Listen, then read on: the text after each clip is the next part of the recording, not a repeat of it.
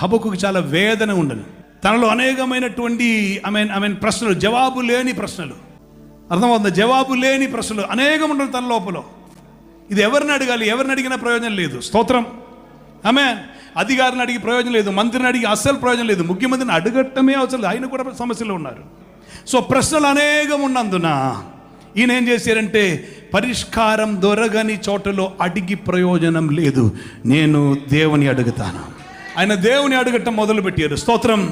మీ జీవితంలో ఆమెన్ జవాబు లేని అనేక సమస్యలు, అనేక ప్రశ్నలు ఉండవచ్చు. అన్ని ప్రశ్నలకు పరిష్కారం ఒక్క నామములో దొరుకుతుంది. ఆ నామమే యేసు. హల్లెలూయా.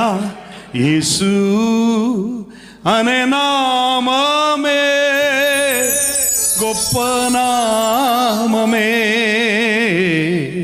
యేసు అనే నామమే నాకు చాలును.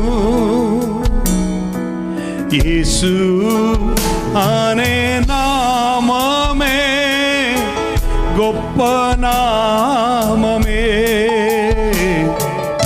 యేసు అనే నామమే నాకు చాలును.